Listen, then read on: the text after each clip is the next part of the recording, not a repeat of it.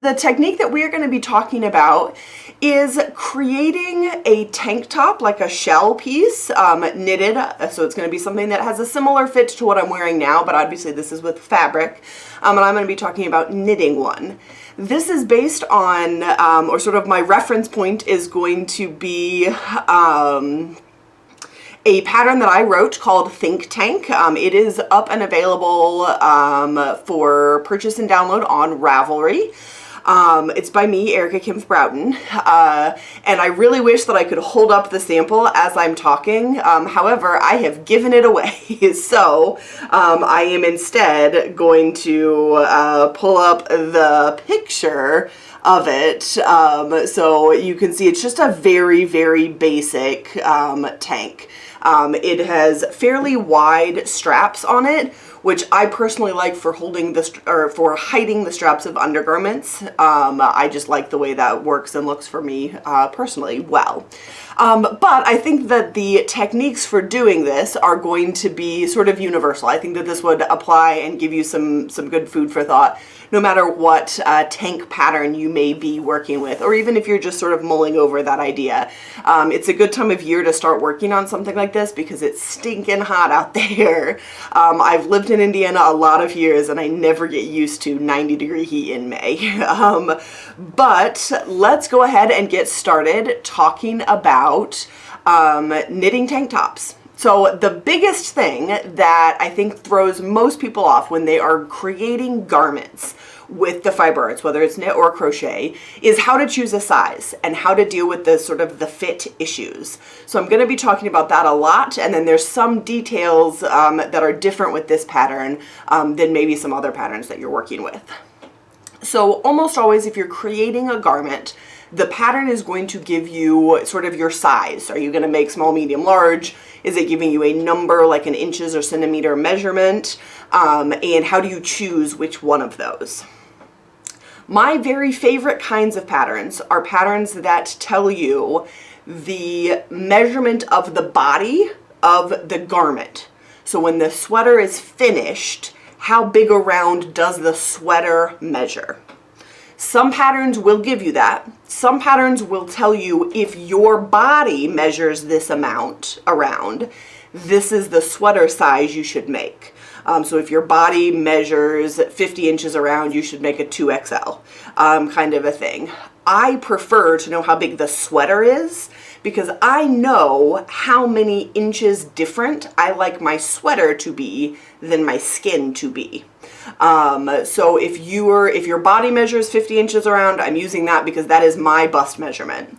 If your body measures, actually it's 48. I just measured this morning. If your body measures 48 inches around and your sweater measures 48 inches around, that bust, your sweater is going to fit you like your skin does.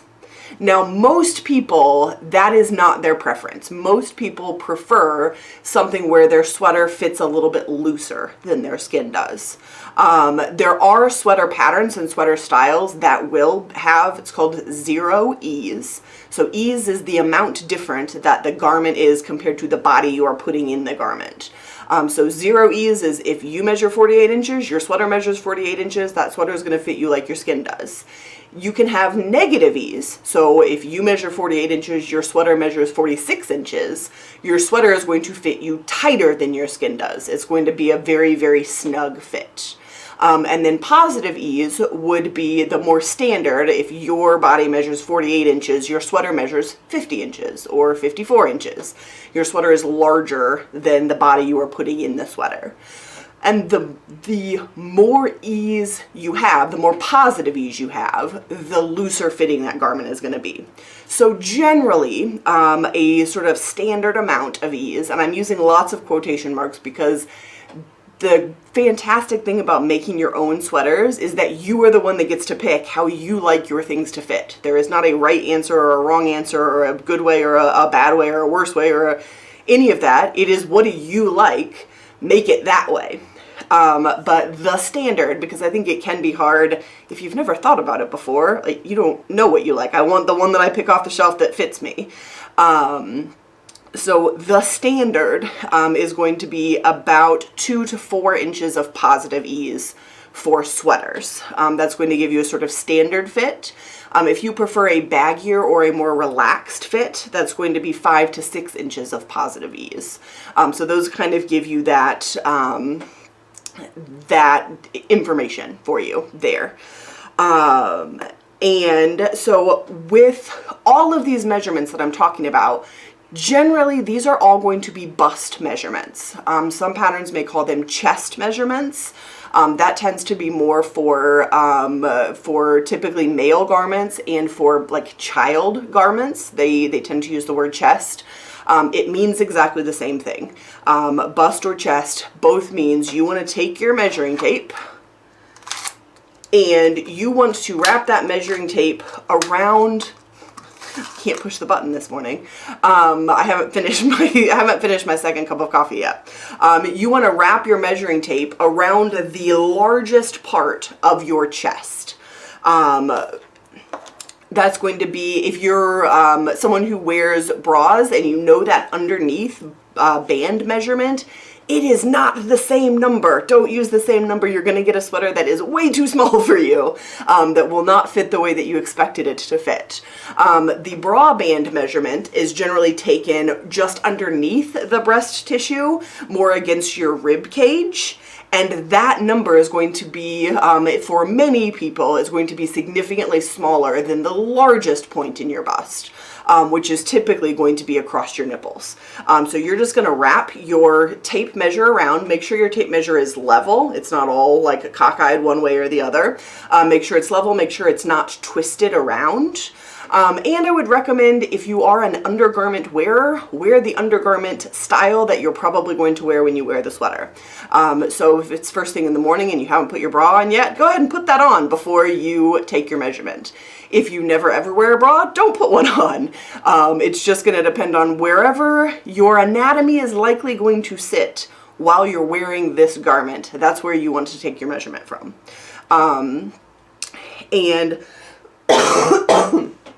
Excuse me. So that is our bust measurement. And generally that's going to be the only measurement in terms of choosing the size of your sweater that most sweaters are going to include. That doesn't work fantastically for most humans, I think. It definitely doesn't work for me. This is the exact same reason that if you're taking garments off the shelf at a store and putting them on, a lot of times they don't fit you the way that you would like them to. There can be all different reasons for this, but the basis of how creators and pattern writers and commercial fashion industry pattern designers and garment designers, everybody works on a set body proportion. If the bust is this measurement, then the waist is this measurement, then the hips is this measurement.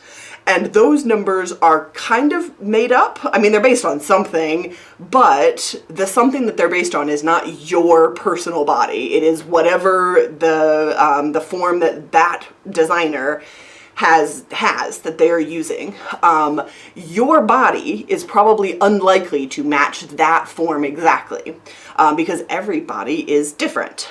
So if you're working on a top like this, the bust measurement and the waist measurement are both relevant. This is not going to be a long garment, so the hip measurement is not important for this garment because you're not going down to the hips. This is, I don't want to say cropped, but this is going to be a garment that hits you at your natural waist, or maybe just an inch or two below your natural waist. So it's not like a tunic that's going to go over your hips and your butt. So we're going to have a waist measurement and a bust measurement. Now, if I look on charts for myself and I use my bust measurement, which is 48 inches, I look at that, it tells me that for that size of a 48-inch bust measurement, my waist should measure, I think it's 37 inches is what the standard pattern, if you look at like Craft Yarn Council, they have charts of all of these things. What are the standard measurements? My waist measurement is also 48 inches. It is exactly the same as my bust measurement because that's the way my body is. It's not right or wrong, it's just not the same as what the standard pattern is designed to do. And so, if you're basing your what size sweater you're going to make on your bust measurement, and your waist measurement does not perfectly line up with that according to whatever magical charts that designer was using, you are going to need to make some adjustments in your pattern. If your waist is smaller than what the designer thought that it was supposed to be based on your bust measurement, the sweaters that you create are going to be baggy around the waist in a way that you may not like. If your waist, like mine is larger than the pattern designer thought it was supposed to be, then your garment is going to be tight around the waist in a way that you may not like it to be. So if your waist and bust fit perfectly within that line, which some people's will, great, you don't need to do anything. It's already set up. But those are kind of things to keep in mind. And most patterns are not going to give you a waist measurement. Most patterns just give you a bust measurement. You can backward engineer all of that and go through and figure out how many stitches do you have on your needles around the waist, and then what is the gauge, and then do some math. If you have 300 stitches on your needle and there's 10 stitches to an inch, that's 30 inches around. I think I did that math right. I picked round numbers to make it real easy. And so you can go back and kind of get that information, but it's normally not handed to you in most patterns. The pattern that I wrote, or if you just want to modify a pattern that you already have that you're looking at, you need to figure out your bust measurement, your waist measurement, and then what's the difference between those two measurements. Do you need to increase your stitches? Do you need to decrease your stitches to accommodate those? You also have the added element of you may prefer a different amount of ease for your bust as opposed to your waist. Generally, the tighter fitting something is, the more it accentuates that feature. And so for me personally, I prefer a standard amount of ease across my bust. So if I have a 48-inch bust, I prefer that 2 to 4 inches sort of standard ease. So I'm going to say 2 inches. 48 plus 2 is 50 inches. So I want my sweater to measure 50 inches at the bust. And then at the waist, my waist measurement is 48 inches, but I prefer the fabric of my garments to sort of skim out and have a little bit more ease, a little bit more wiggle room in the waist than at the bust line. That's just the way it feels more comfortable for me to wear my clothes. And so I'm gonna go more at the like 5 to 6 inches of ease. So I'm gonna take my 48-inch waist measurement and I'm gonna turn that into a 52-inch waist measurement with the ease. So I want my sweater to be 50 inches at the bust and 52 inches at the waist. So kind of start a little bit smaller for the bust and then go out just a little bit. 2 inches is not that much, just a little bit at the waist. And so in terms of creating that shape with a garment, in the think tank pattern that I wrote, it's very, very simple shaping. It's all in the side seams, which is generally where sweater shaping happens. If you start getting into short rows, or creating darts, that's a whole different ball game. But if you're doing just 2 inches is not all that much fabric to be creating. So you are going to start with the number of stitches that you'll have.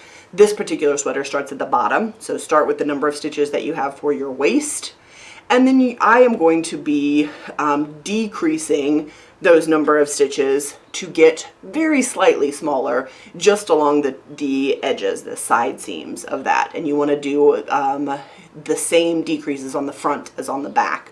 So you're going to be decreasing a stitch at the beginning of a row and then a stitch at the end of the row for the front piece, and then exactly the same for the back piece. And that's going to give you just that really gradual taper, just that 1 inch on each side, 2 inches total of taper down to the size that you want.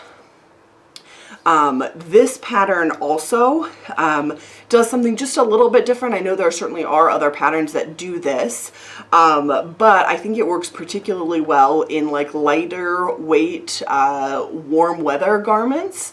You actually also throw a needle change in there. So you will be creating the top portion kind of to the empire line, like just below the bust. is going to be in a smaller needle size. So that fabric is going to be denser and tighter and not as see-through. So it's going to hide your undergarment a little bit more. It's going to create a not at all see-through top portion of the garment. That's also has a little bit more stiffness to it. It has a little bit more structure on its own.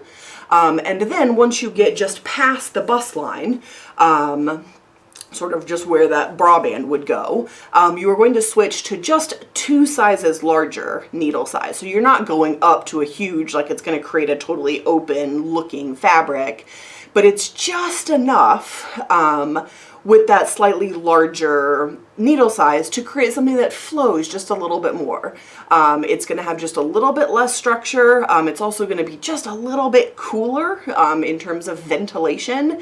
It's still not going to be see-through, so it's not like you're going to be able to see your belly button through your through that sweater, but it's just going to give you a little bit more sort of swing and breathability in there, which I think can be very comfortable to wear, and to have that little bit more structure at the top where you've got your shoulder seams and everything is kind of staying in place a little bit more, and then just that little bit more sort of swing and flowiness around the waist and at the very bottom of your piece. So you can also do shaping with changing needle sizes. It doesn't always have to be with doing increases or decreases. And if you keep the exact same number of stitches on your needle, switching to a smaller needle is automatically going to make your fabric smaller.